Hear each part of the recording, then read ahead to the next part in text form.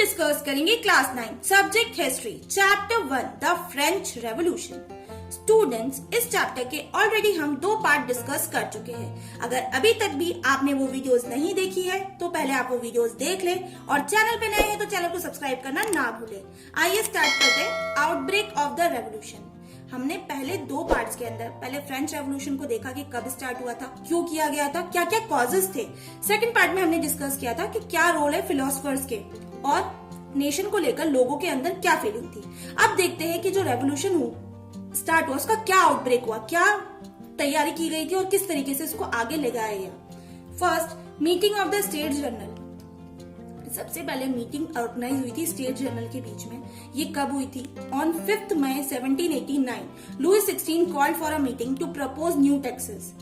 5 मई 1789 के अंदर जो लुई 16 थे उन्होंने एक मीटिंग ऑर्गेनाइज करी थी जिसमें नए टैक्सेशन सिस्टम लागू कर दिए गए थे।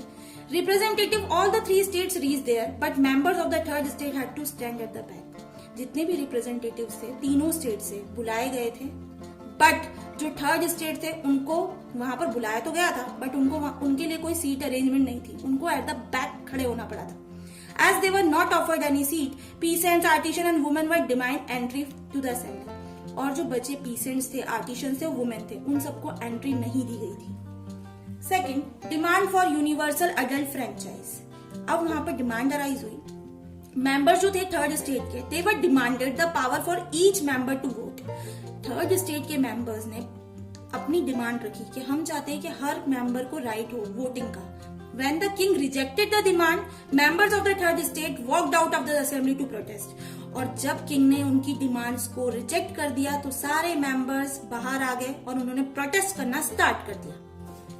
नेक्स्ट में meeting of the newly form national assembly. उसके बाद मीटिंग ऑर्गेनाइज की गई जो कि नई नेशनल असेंबली बनाई गई थी। Since the percentage of the 3rd state was more, actually जो परसेंटेज था दोनों स्टेट को कंपेयर किया जाए, तीनों स्टेट में से सबसे ज्यादा था 3rd स्टेट के लोगों का। तो they consider themselves as spokesman for the whole French nation. और उन लोगों ने अपने आप को स्पोक्समैन माना गया था। वो अपने फ्रांस को लेकर, इंडिपेंडेंस को लेकर और इक्वालिटी को लेकर काफी लोगों से आपस में डिस्कशन किया करते थे।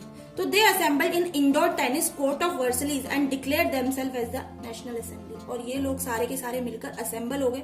एक जगह थी वहां पर जिनका नाम इंडोर टेनिस कोर्ट है वर्सलीज में, वहां इकट्ठे हो गए और इन्होंने अपने आप को डिक्लेयर कर दिया कि हम नेशनल असेंबली डिक्लेयर कर रहे हैं। And they believe in removing the feudal privileges of the nobles and clergy. और जो दोनों स्टेट्स थे, 1st स्टेट और 2nd स्टेट्स, दोनों के जितने भी उन लोगों के ऊपर लगाए गए थे, इन लोगों ने रिमूव कर दिए सारे फ्यूडल प्रिविलेजेस को। मानना और उनको मानना और उनके प्रिविलेजेस देना, ये सारी चीजें इन्होंने हटा दी है। उसके बाद एक फिलोसफर थे जिनका नाम था मीराब्यू। मीराब्यू जो थे ये बॉर्न हुए थे नोबल फैमिली में। नोबल फैमिली का मतलब है ये बिलोंग तो करते थे 2nd स्टेट से, but he was convinced to do away with the feudal privileges. But लेकिन इनको जो प्रैक्टिस वहां फॉलो की जा रही थी, जो लोग 3rd स्टेट के साथ ऐसा कर रहे थे, इनको वो बिल्कुल मंजूर नहीं था। सो ये लोगों को क्या करते थे, काफी इंस्पायर करते थे। ये अपनी स्पीचेस देते थे, मोटिवेशन स्पीचेस देते थे, जिससे कि लोग बहुत प्रभावित होते थे इनकी स्पीचेस सुन के। इसी बीच एक और फिलोसफर थे जिनका नाम था एबीसीज। इन्होंने तो एक बुक भी लिख डाली थी जिसका नाम था what is the 3rd state.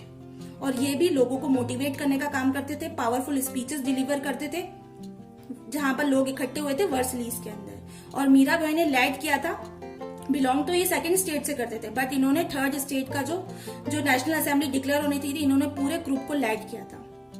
इनका नाम था Mirabai. Next point, revolt by peasants. The countryside rumours spread from village to village that their ripe crops would be destroyed by hired bands of lords of manors. अब ये एक rumour फैल गया आपस में, पूरे जितने भी विलेजेस थे वहां पर आसपास में, उनकी जो क्रॉप्स थी ड्यू टू विंटर सीजन पूरी क्रॉप्स डिस्ट्रॉयड हो गई। Peasants in सर्वल districts seized hoes and attacked the residences of their manors. They looted, hoarded grain and burned down documents containing records of manorial dues. और अब लोगों के अंदर एक तो वहां पर 2 प्रॉब्लम्स इससे अराइज हुई, क्रॉप्स की कमी होना, और इसमें क्या किया था, लुई 16 ने जो प्राइसेस है टैक्सेस बढ़ा दिए थे। टैक्सेस बढ़ाने के कारण उन्होंने वहां पर ब्रेड के प्राइसेस बहुत हाई कर दिए थे। अब लोगों के लिए ब्रेड खरीदना इम्पॉसिबल हो रहा था। सो उन्होंने क्या किया, लोगों का एगिटेशन, उभरा और उन लोगों ने जितनी भी फाइल्स थे, डॉक्यूमेंट्स थे, जो भी रिकॉर्ड्स थे पहले के, वो सारे ही उन्होंने जला दिए। अब नेक्स्ट चीज, फॉल ऑफ बेस्टाइल प्रिजन। अब बेस्टाइल प्रिजन का किस तरीके से फॉल किया गया? During this political tenure, the French had experienced several winters leading to bad harvest. It increases the price of bread, which was hoarded in the market. Angry women attacked the shop. At the same time, the king ordered troops to move into Paris. On 14 July 1789, the agitated crowd stormed and destroyed the Bastille prison. और वहां की जो situation थी, political situation इतनी ज्यादा verse हो गई कि लोगों को खाने के लिए कुछ नहीं मिला, प्राइसेस जो हाई हो गए थे उसके कारण इनफैक्ट जो वुमेन थी वो भी बहुत गुस्सा हो चुकी थी, इन सब चीजों से परेशान हो चुकी थी। और उन्होंने फिर इसके बाद क्या किया, उसी समय किंग ने ऑर्डर दे दिया था कि आप ट्रूप्स को फायर करना स्टार्ट कर दो। बट ऑन 14 जुलाई 1799 जो क्राउड थी वो आपस में इतनी एगिटेटेड होगी कि उन्होंने पूरी की पूरी जो बेस्टाइल जेल थी उसको जला दिया। अब उसके बाद क्या हुआ, ये सारी चीजें होने के बाद अब आफ्टर दिस लुइस 16 सरेंडर, अब जो किंग थे वहां के लुइस 16 उनको सरेंडर करना पड़ा। और सरेंडर करने के बाद वहां पर क्या क्या चेंजेस आए, लेट्स सी। तिथिस were abolish. तिथिस वहां पर टैक्स का एक नाम है जो कि अबॉलिश कर दिया गया। Lands owned by the church were confiscated by the government. और जो भी लैंड चर्च ओनर्स को दी गई थी वो पीटर्स को बांट दी गई। Powers of Louis 16 become less. और जो पावर थी किंग की वो धीरे धीरे कम हो गई। और first and second state privileges were abolished. और जो फर्स्ट स्टेट और सेकंड स्टेट को जो प्रिविलेजेस दे रखे थे वो भी खत्म हो गए। And this all was done on 4 अगस्त 1789। और ये सारी चीजें हुई थी 4 अगस्त 1789 को। Now France became from monarchy to constitutional monarchy. अब फ्रांस मोनार्ची था, रूल ऑफ किंग, उससे वो कॉन्स्टिट्यूशनल मोनार्ची बन गया। अब ये कॉन्स्टिट्यूशनल मोनार्ची में क्या चीज फ्रेम्ड हुई, एक national assembly framed constitution in 1791। National assembly ने कॉन्स्टिट्यूशन फ्रेम किया 1791 के अंदर। और उनका क्या मोटो था, उनका मोटो था limit the powers of the king. जो किंग की पावर्स है उनको लिमिट कर दिया जाए, मतलब जैसा किंग चाहे वैसा हमारे यहाँ पर नहीं होना चाहिए, ऐसा नेशनल असेंबली ने डिक्लेयर कर दिया था। और इसके बाद गवर्नमेंट को डिवाइड कर दिया गया 3 ऑर्गन्स के अंदर। कौन कौन से 3 ऑर्गन्स थे, लेजिस्लेचर, एग्जीक्यूटिव और जुडिशरी। ये ऑर्गन्स हमारी सिविक्स के बुक के में भी हमने 3 चैप्टर्स है जिसमें हम ये ऑलरेडी डिस्कस करते हैं। आइए एक बार देख भी लेते हैं क्या होता है। लेजिस्लेचर का मतलब होता है रूल मेकिंग बॉडी, जहां पर रूल्स बनाए जाते हैं। एग्जीक्यूटिव, रूल्स आर फॉलो और नॉट। एग्जीक्यूटिव का काम होता है कि जो रूल्स बनाए लेजिस्लेचर में वो फॉलो किए जा रहे हैं या नहीं किए जा रहे। और जुडिशरी होती है जो कि हमारा कोर्ट सिस्टम। तो देयर आर, अब टोटल मिला के 28 मिलियन पॉपुलेशन थी फ्रांस के अंदर, but only 4 million population are allowed to vote. 28 million population में से फ्रांस के अंदर सिर्फ 4 मिलियन पॉपुलेशन को अलाउड था वोट देना।